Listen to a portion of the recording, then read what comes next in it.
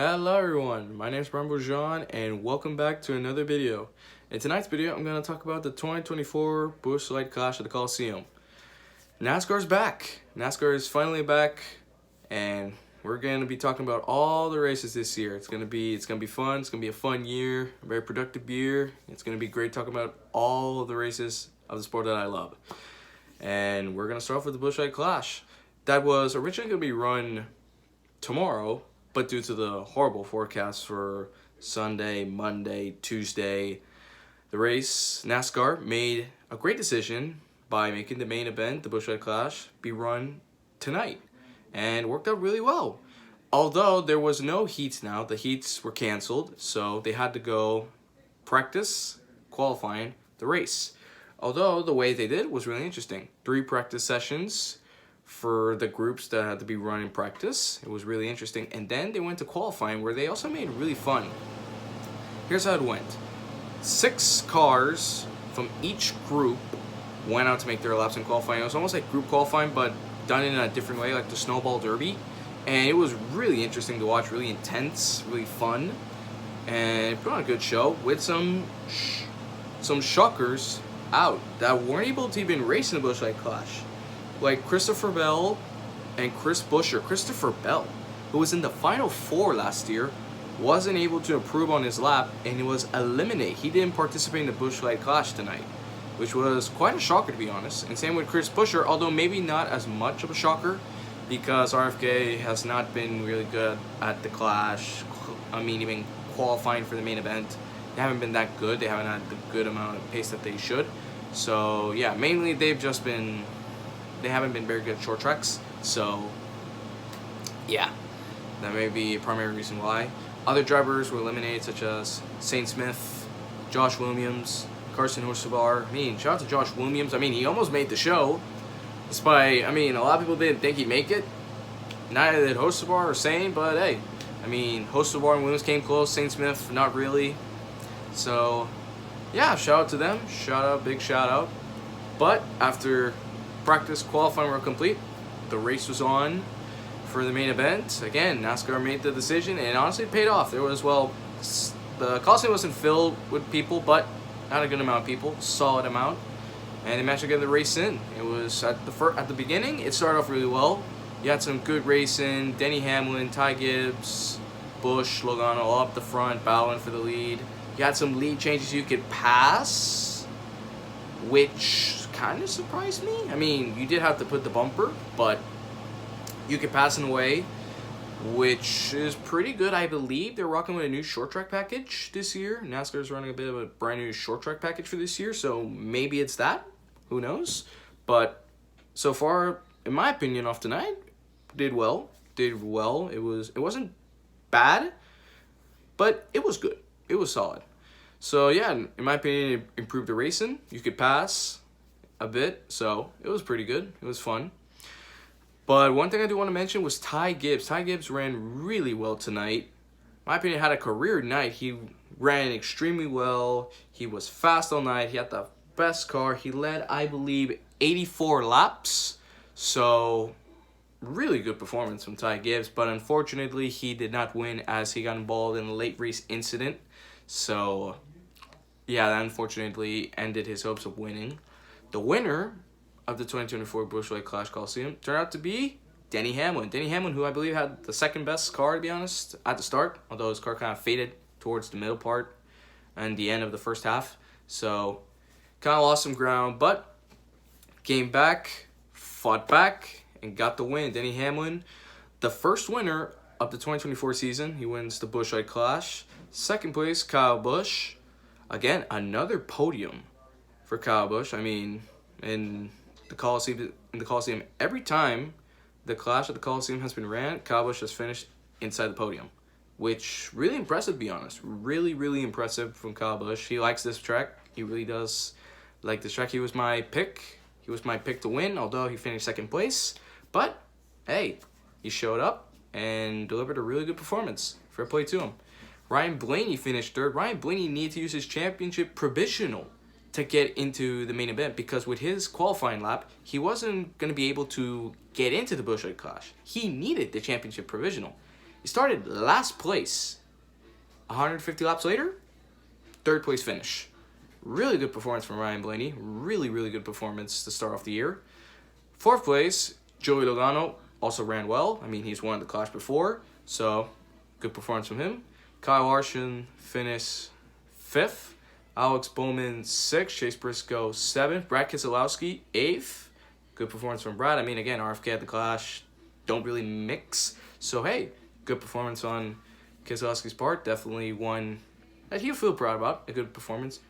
Martin Truex Jr. finished 9th. William Byron finished 10th. I mean, Byron really wasn't talked about at all, in my opinion, the Clash. I mean, not much to talk about. I mean, he was just there, really. No one really mentioned him, but he was just there. Not the best performance from Byron, but I mean, top 10, solid. Priest finished 11th. Bubba Wallace 12th. John Hunter Nemechek 13th.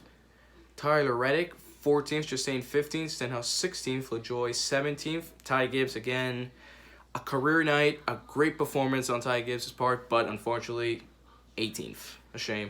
McDowell 19th. Noah Gragson finished 20th. Justin Haley 21st. Chase Elliott 22nd. And Todd Gillen 23rd. Last place. So yeah, a bit of a topsy-turvy, a bit of finish in order, but Busch Light Clash, Coliseum, I mean, chaos happened. And also tempers. There were a lot of tempers. We had Ricky Stenhouse Jr. versus Michael McDowell. We had Stenhouse versus John Hunter Nemechek. And I mean, during the halftime break, Stenhouse went to John Hunter Nemechek's car and confronted him. Nemechek was still in the car. Stenhouse had everything off, helmet off. He still had the silence device. Basically ripped or tore down the driver's net and talked to Nemechek. Obviously, it was Stenhouse expressing his disgust, his frustration at Nemechek for what happened. What happened was that Nemechek, I believe, made a very bold dive bomb. This was after the halftime break. This was like the second part of the race, the final 75 laps to get to 150. And Nemechek made a super crazy dive bomb on both Stenhouse and McDowell. I believe Stenhouse originally blamed McDowell for the incident. Obviously getting frustrated with him, but halftime break came in, or actually it may have been before the halftime break that Stenhouse got to McDowell, and then halftime break came, and he obviously expressed his displeasure with Nemechek. Another one would be, it wasn't much tempers, but it was more at the end, maybe Reddick talking with Ty Norris. Obviously, I assume he was wondering what happened between him and Chastain. Final lap, Chastain basically wrecked Reddick at the end, which was a bit, again, bit of a Chastain. I mean, we already know how he is, so yeah. There wasn't any confrontation, no argument. It was just more him wondering what was that all about at the end. And then one confrontation that a lot of people are talking about, Ty Gibbs versus Joey Logano.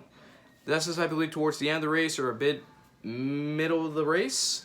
Ty Gibbs and Logano making a lot of contact, being and banging. Maybe Gibbs pushed Logano up the track, and Logano came to Ty Gibbs and obviously was expressing his displeasure. I mean, Gibbs as well, because Logano was also bumping him as well. So, yeah, they had a bit of an argument. Tough words, bit of yelling. And quotes that, could play a factor if just in case these two get into it again. Who knows? I mean, could be, hey, man, first day of the season, you have a lot of rivalries maybe about to come into fruition, perhaps. I mean, Gibbs Logano, newest rivalry. Who knows? Tempers, again, Stenhouse Nemechek, Stenhouse McDowell, Gibbs Logano. I mean, you got a lot of beef, but hey, this is short track racing, and those things are going to happen. So yeah, a bit of a rivalry potentially in the making between Gibbs and Logano. I mean, two very aggressive drivers. I mean, Gibbs in Xfinity, because in Cup, I mean, he isn't really that aggressive, Ty Gibbs. I mean, compared to Xfinity, the Cup, I mean, Gibbs is different. Gibbs is different, has a different attitude in a way. I mean, Xfinity, you can see how aggressive he drives compared to Cup. And then again, I mean, again, Gibbs, in my opinion, didn't really do anything bad. It was, again, short track racing, neither did Logano. But, I mean, obviously, the drivers will have a different way to view things. So, they had their beef, they had their discussion.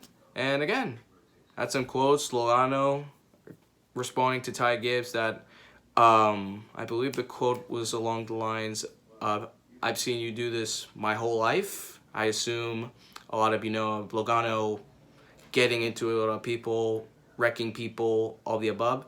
And Logano responded to Gibbs saying, keep watching. So, who knows? Maybe next short track you could see those two. And actually, matter of fact, those two have had contact at short tracks. I believe last year at Martinsville in the fall. Yeah, Logano actually, I believe, wrecked Ty Gibbs. So, Ty Gibbs remembers what Logano has done to him. Ty Gibbs remember what Logano has done to him. So, yeah, it could be a rivalry in the making. Who knows? But, yeah, it's an important storyline along the way that it could be worth watching towards the future. Maybe the next short track race. I believe the next short track race is Bristol coming up soon on as the season, maybe next month, I believe. So it could be worth noting. Who knows? But yeah, again tonight the Busch Light Clash. Quick opinions on the racing. The racing was good. It was solid. It was pretty solid. Better than last year. I believe last year was pretty chaotic. So yeah, definitely in my opinion a better race this year. It wasn't too chaotic. It was, I think, the perfect amount. You had your incidents, your tempers, your discussions, rivalries in the making. It was a good race. It was solid, good racing, and Denny Hamlin winning. Solid winner. Netflix star, so fair game. It was cool. So, yeah, it's my race review of the Busch Light Clash at the Coliseum. Glad to be back. Be posting all the races this year, and should be fun. Next race, the Daytona 500 coming up later this month. Should be fun. NASCAR is back, and it's gonna be a fun time. Thank you all for watching. Please like and subscribe, as that would mean a lot to me. And I will see you all for the Daytona 500. Bye bye.